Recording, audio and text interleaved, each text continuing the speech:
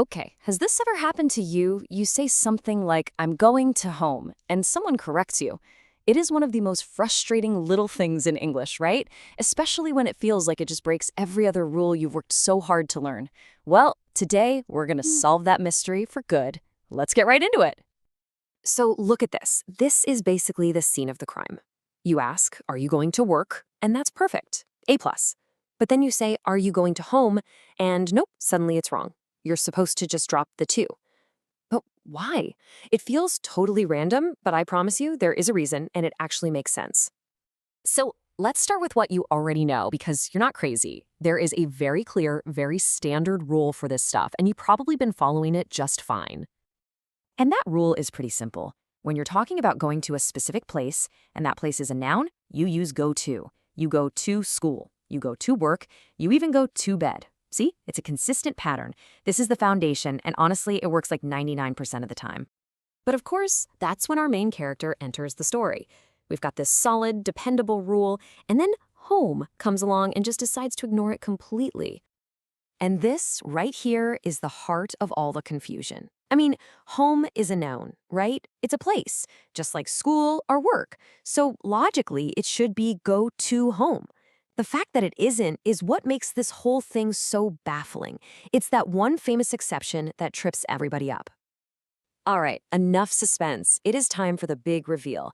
Let's pull back the curtain and solve this thing, because there is one single concept that explains not just home, but a whole bunch of other words that act just like it. And the secret is this.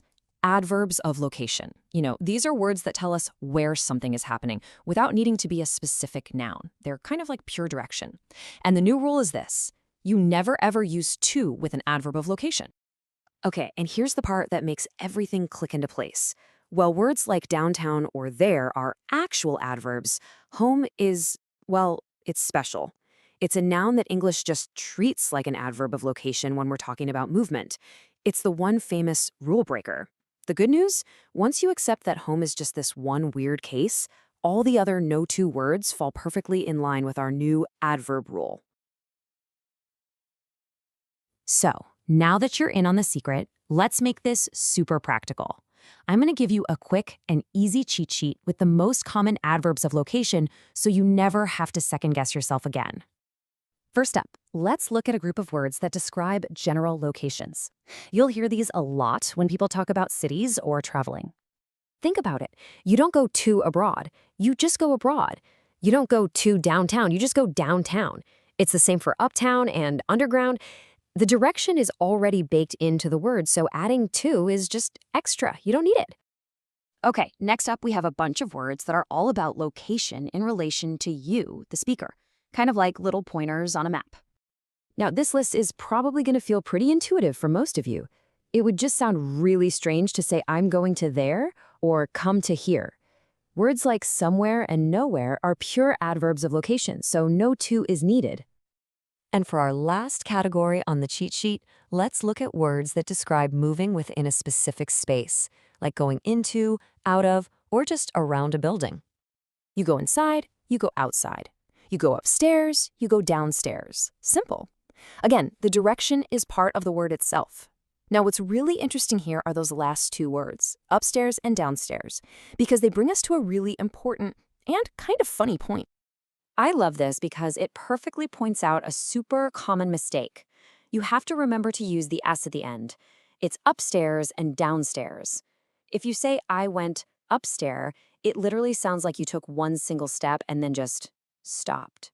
You want to go up all the stairs.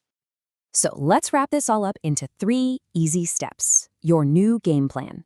First, stick with the main rule. Use to with noun places, like the park or the store. Second, just burn this into your memory. Home is the one big special exception. It's a noun that acts like an adverb.